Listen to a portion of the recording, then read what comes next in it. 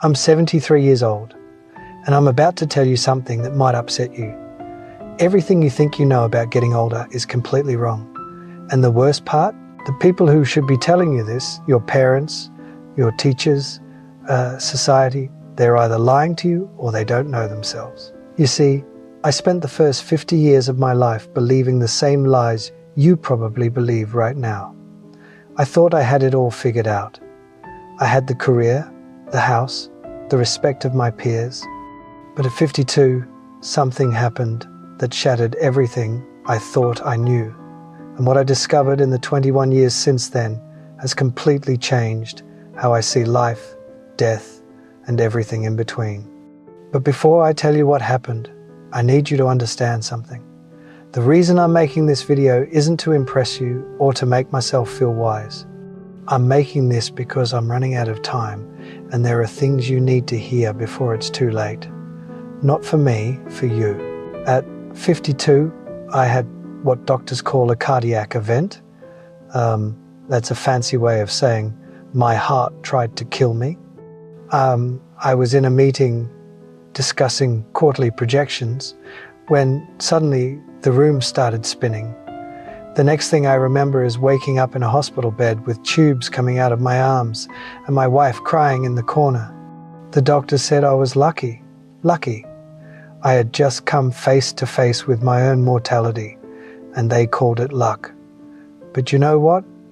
They were right. Because lying in that hospital bed with nothing to do but think, I realized something terrifying. I had been living my entire life on autopilot. I wasn't really alive, I was just going through the motions, checking boxes, trying to meet everyone else's expectations. And here's the part that haunts me to this day. If I had died that day, if my heart had stopped permanently, what would I have left behind? A nice house? A retirement account? A collection of achievements that nobody would remember in 5 years? Let me tell you the biggest lie you're probably telling yourself right now. I have time. I'll do that later. When I'm older, I'll finally live the life I want. I see young people in their 20s, 30s, even 40s, and they're all saying the same thing. When I make more money, then I'll be happy. When I get that promotion, then I'll relax.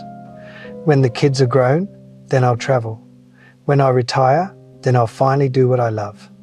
Let me save you 50 years of regret with one simple truth. That day never comes. You know why? Because the goalposts keep moving. You get the promotion and suddenly you need the next one. You make more money and suddenly you need more money. You're always chasing something just out of reach, and before you know it, you're 70 years old, wondering where your life went. I did this.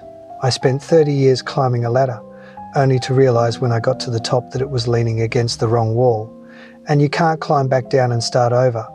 Time doesn't work that way. Here's something nobody tells you when you're young. Success is a terrible goal. And I say this as someone who achieved everything I set out to achieve.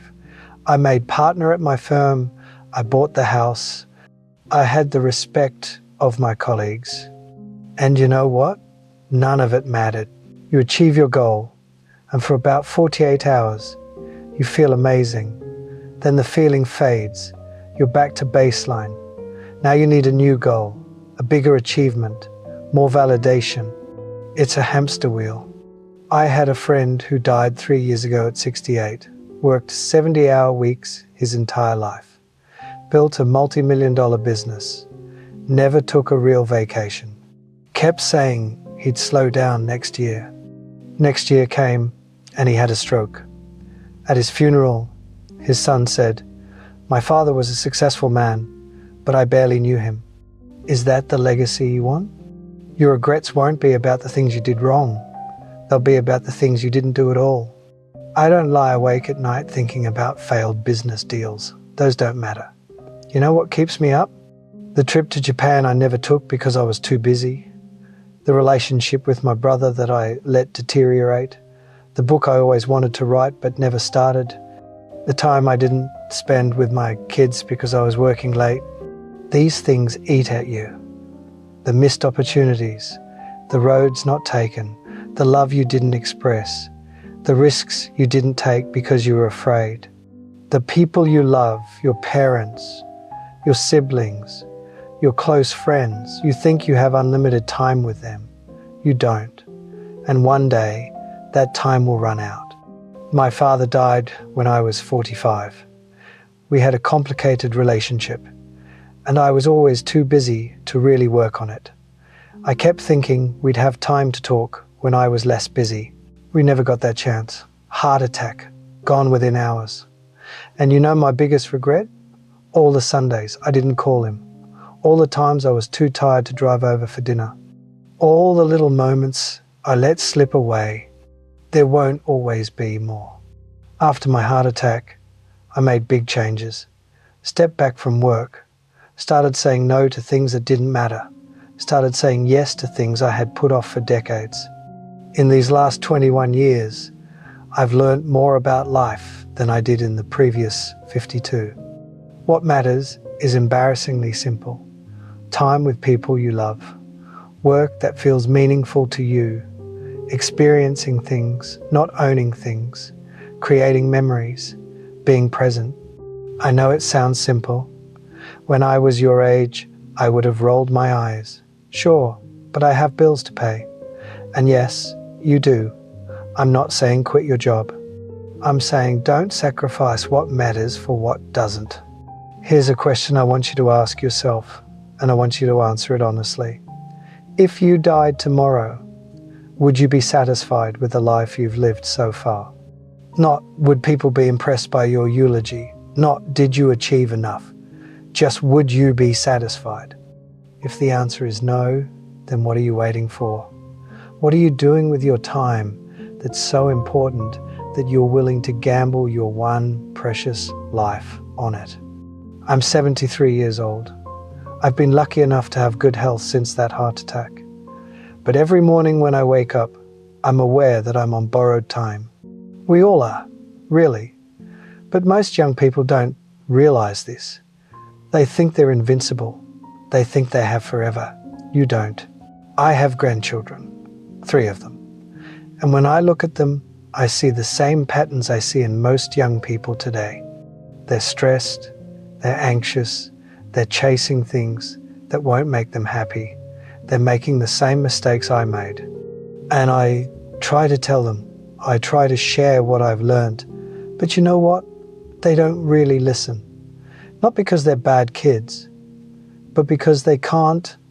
They're living in the storm right now. They can't see the patterns yet.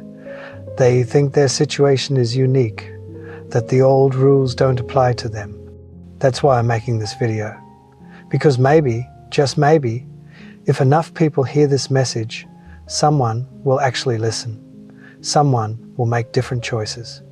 Someone will avoid the regrets that haunt people like me every single day. You're getting closer to death. Nobody likes to think about this.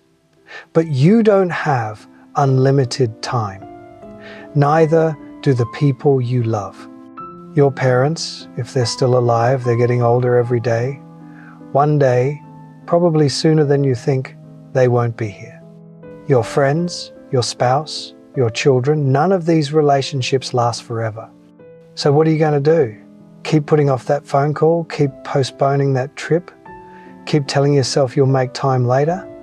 Or are you going to wake up today and start living like your time is limited, because it is? If I could go back and talk to my 30-year-old self, here's what I would say. Stop trying to impress people who don't matter. Stop sacrificing your health for your career. Stop putting off joy until someday. Stop waiting for permission to live the life you want. Start calling your parents more often. Start taking the trips you dream about. Start doing the things that scare you. Start saying no to obligations that drain you. Start saying yes to experiences that fulfill you. And most importantly, start now. Not next year, not after this project, not when you have more money or more time or more whatever, now. Because I promise you, the perfect time will never come. Life will always be messy and complicated and full of reasons to wait. But if you wait, you'll wake up one day and realize you waited your entire life away. I'm 73. If I'm lucky, maybe 10 or 15 more years. Maybe 20 if blessed. Probably less. And I'm okay with that, because these last 21 years have been the richest of my life. Not because I've made more money, because I've finally started living intentionally, appreciating every day, prioritizing what matters. I've traveled to places I always wanted to see, deepened relationships with my children and grandchildren, pursued hobbies I put off, forgiven people I held grudges against, said I love you countless times. I'm happier now, at 73, with less time ahead than I was at 30, when I thought I had all the time in the world. That's the irony. When you understand time is limited, you start to actually live. You stop wasting it. You stop postponing joy. You start creating the right time. You have a choice.